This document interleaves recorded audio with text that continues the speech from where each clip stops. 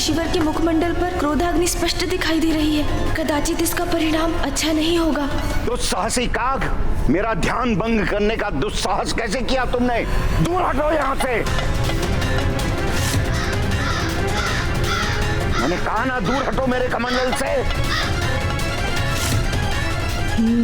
मुझे शीघ्रता से नहीं, अभी तो बुद्धिमानी से कार्य लेना होगा।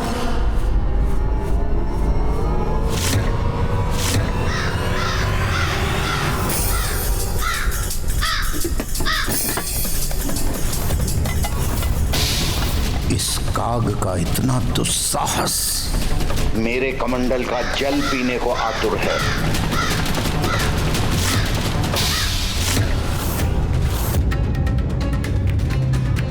मेरी चिंता सत्य ना हो जाए।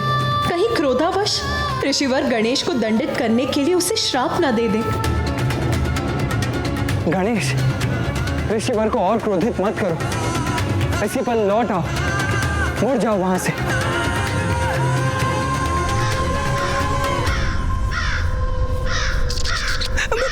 प्रभु संकट में है। नहीं, मुझे उनकी सहायता के लिए कुछ करना होगा।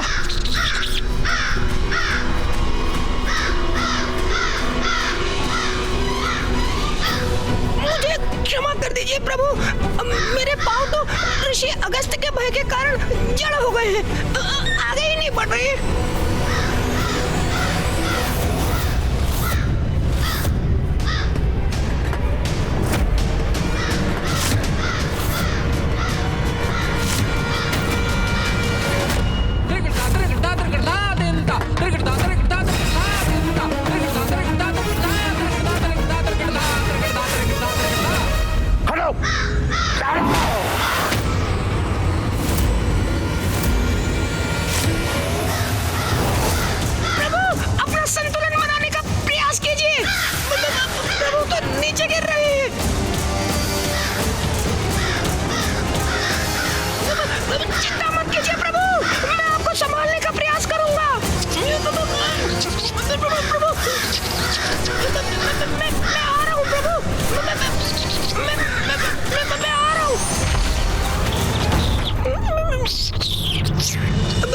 प्रभु, आप कुशल तो हैं? ऋषिवर ने तो आपको आकाश में ही भेज दिया था।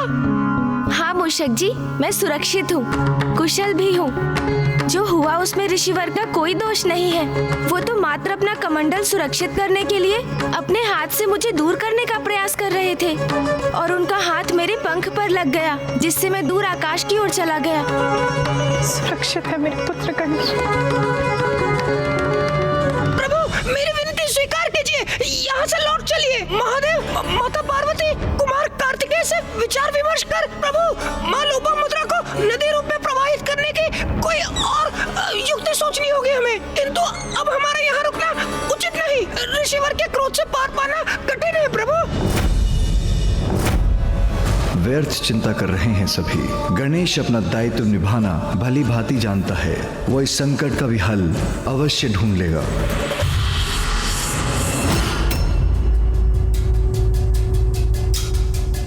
अब दूर हट गया वो काग, पुनः ध्यानस्थ होता हूं मैं।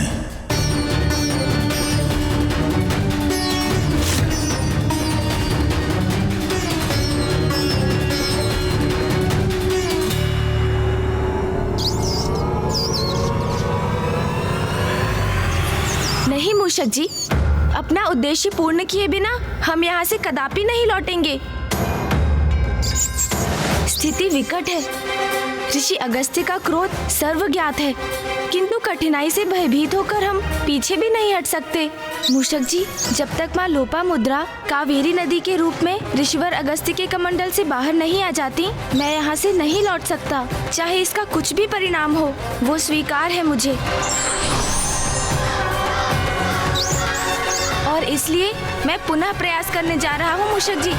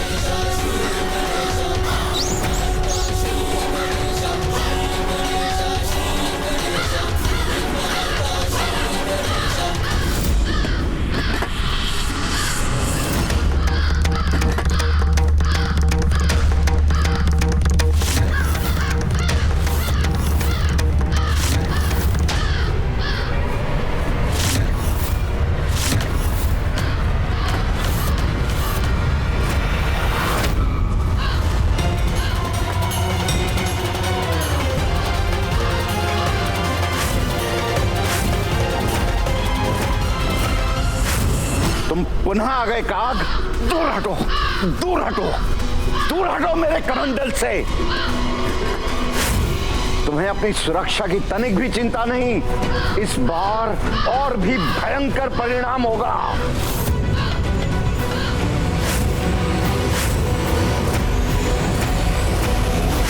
दूर हटो, दूर दूर हटो। काग, तुमने मेरी चेतावनी सुनी नहीं। दूर हटो यहां से।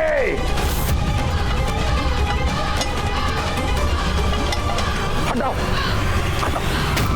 मेरे कमंडल को स्पर्श भी किया तो उसका भयंकर दुष्परिणाम भुगतोगे तुम। हटो यहां से, जाओ।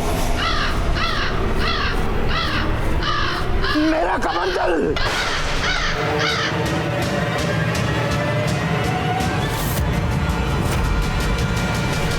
उद्दंड काग, इस कमंडल को सुरक्षित स्थान पर रखते ही तेरी उद्दंडता का कठोर दंड दूंगा मैं।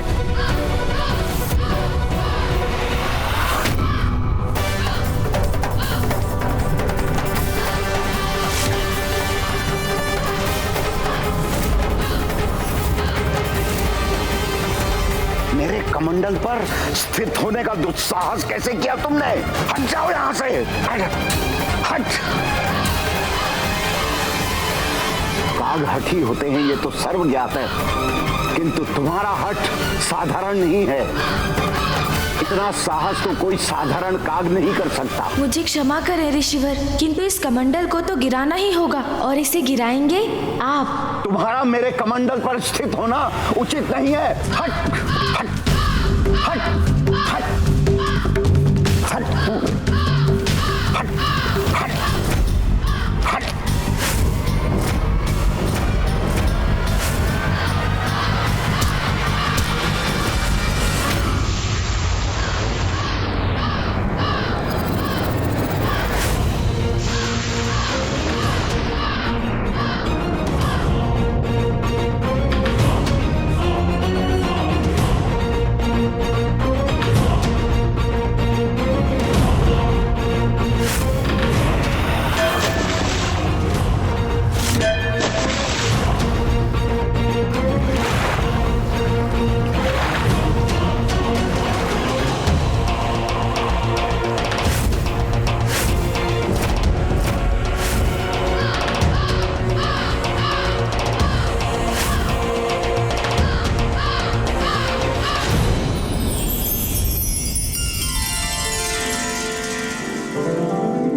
माता, आप कमंडल से बाहर आइए। हाँ माता लोपामुद्रा, आपके स्वामी अगस्त्य ऋषि अपने हाथ से आपको प्रवाहित होने का संकेत दे रहे हैं।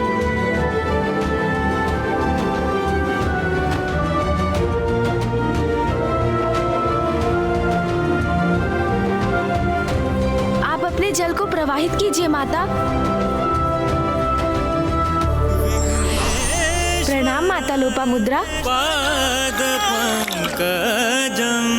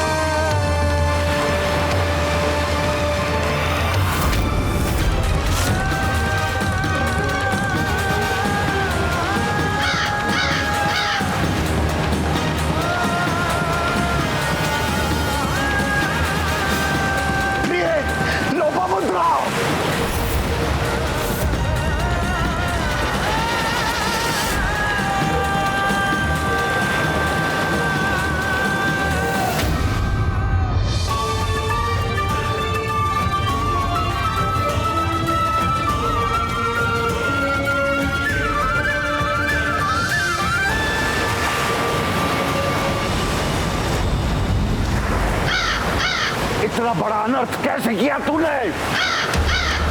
प्रभु, अब ऋषिवर के क्रोध से अपनी रक्षा कैसे करेंगे आप? दुष्ट काग, रुक, मैं तुझे श्राप देता हूँ। ऋषिवर का क्रोध अपने चरम पर पहुंच चुका है।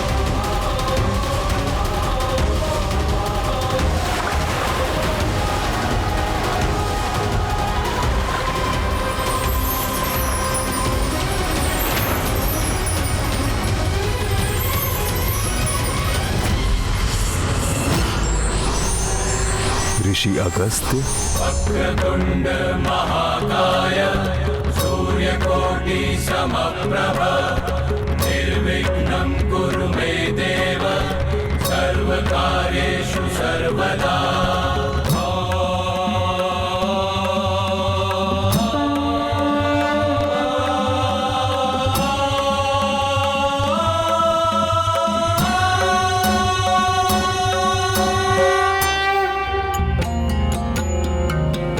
प्रणाम प्रभु महागणपति, प्रणाम प्रथम पूज्य गणेश। मेरी ही प्रेरणा से जग कल्याण हेतु गणेश ने आपके कमंडल में बाधित नदी को मुक्त कराकर उन्हें प्रवाहित किया। प्रभु, मोहवश कितनी बड़ी भूल कर बैठा मैं। जन कल्याण में बाधित बन बैठा, नियति को बाधित किया मैंने, और ये भी ना समझ सका कि काग रूप धारण कर प्रथम पूज्य गणेश स्वयं मुझे उचित कर्म करने का संकेत दे रहे हैं। मुझे क्षमा कर दीजिए प्रभु, मुझे क्षमा कर दीजिए, क्षमा कीजिए महागणपति, क्षमा करें प्रभु। मैं बहुत लज्जित हूं प्रभु, बहुत लज्जित हूं, मुझे क्षमा कर दीजिए। एक ऋषि, एक तपस्वी होकर आसक्तिवश मैं अपने को मुक्त नहीं कर सका। सदा जन कल्याण मेरा उद्देश्य रहा, किंतु आसक्तिवश मैं ही उसमें बाधा बन गया। सबको सुख पहुंचाने वाली, धरती को जल से सींचने वाली नदी को मैंने रोक रखा। बहुत बड़ी भूल हो गई मुझसे प्रभु, बहुत बड़ी भूल हो गई। मुझे क्षमा कर दीजिए, मुझे क्षमा कर दीजिए प्रभु, मुझे क्षमा कर दीजिए, मुझे क्षमा करे परम पूज्य गणेश जी।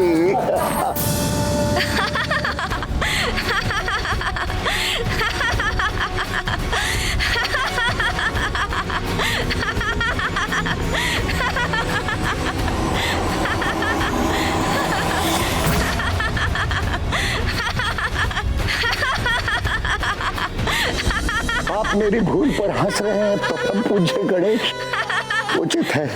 कदाचित ऐसी भूल का यही उचित परिणाम है। ऋषिवर, आप अभी ये जो कर रहे हैं उसे देखकर मुझे उस समय का स्मरण हुआ जब मामा श्री हरिनारायण ने मेरे समक्ष उठक बैठक कर मुझे हंसाया था।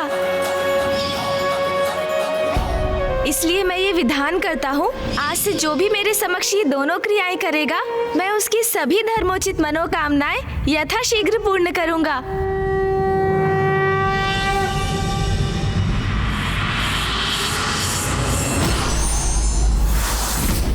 और ऋषिवर, आप भी मुझे क्षमा करें। मेरा आशय आपको दुख पहुंचाने का कदापि नहीं था।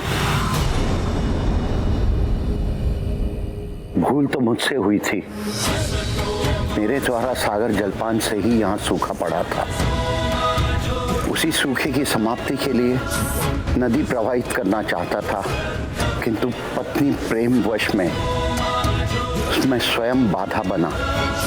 ये भी भूल गया कि लोपामुद्रा का जन्म दक्षिण के अकाल को समाप्त करने के लिए ही हुआ था। किंतु अब तो भूल का सुधार भी हो चुका है। देखिए ना ऋषिवर, अब तो नदी प्रवाहित भी हो रही है।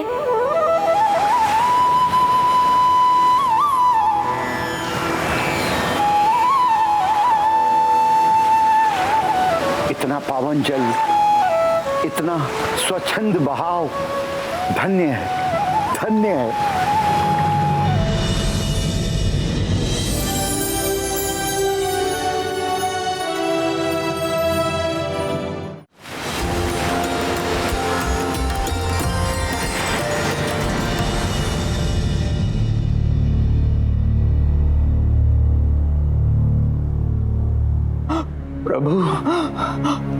जल प्रभु कृपा कीजिए। जल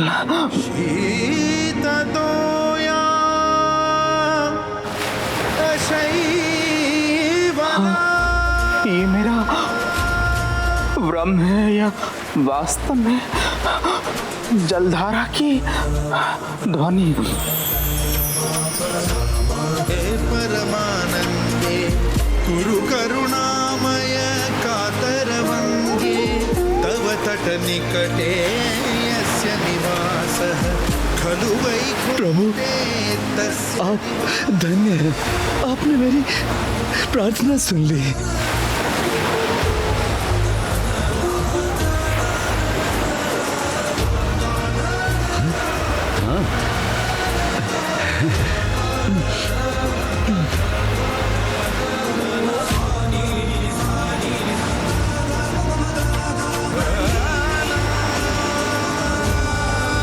इस नदी के जल ने तो हमें तृप्त कर दिया। अब हम अपना जीवन यापन करने में समर्थ हैं।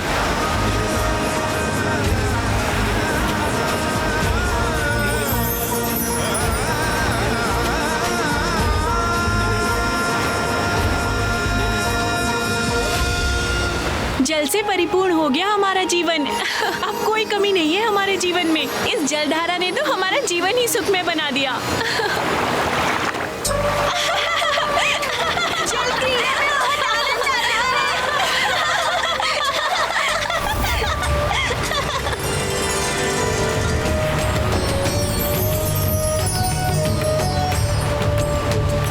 धन्य है कावेरी नदी, धन्य है विघ्नहर्ता गणेश जी, जिन्होंने मेरे मोहपाश को मिटाया, मेरे सत्कर्म के मार्ग में आए विघ्न को दूर किया, लोपामुद्रा को कावेरी नदी के रूप में मुक्त किया।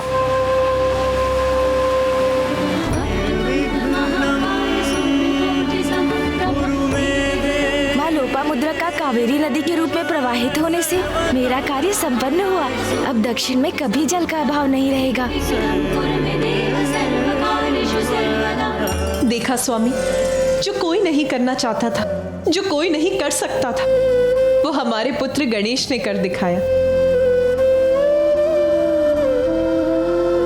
घटनाओं के इस क्रम ने मुझे महादेव के समक्ष अपनी चिंता व्यक्त करने का अवसर नहीं दिया, किंतु अब सभी के यहाँ से प्रस्थान के बाद मैं उन्हें अपनी दुश्चिंता के विषय में बताऊंगा। कदाचित अभी उसमें विलंब नहीं हुआ है।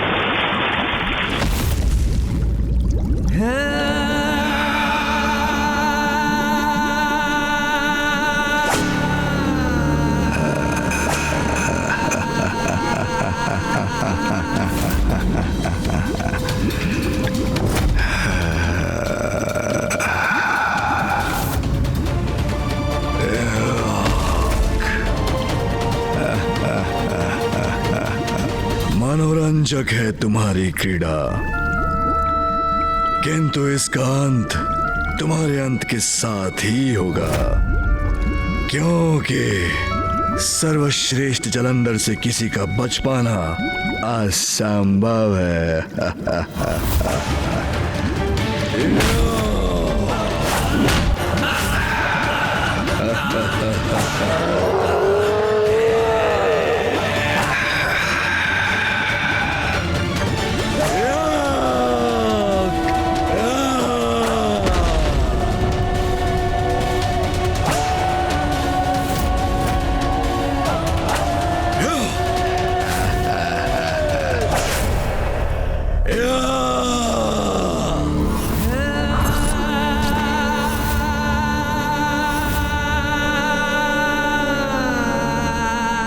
शक्ति और युक्ति का प्रयोग यदि लोक कल्याण के लिए किया जाता है तो उसकी सराहना होती है, किंतु उसका प्रयोग यदि स्वयं के स्वार्थ और किसी को आहत करने के लिए किया जाए तो स्वयं के लिए घातक हो सकता है।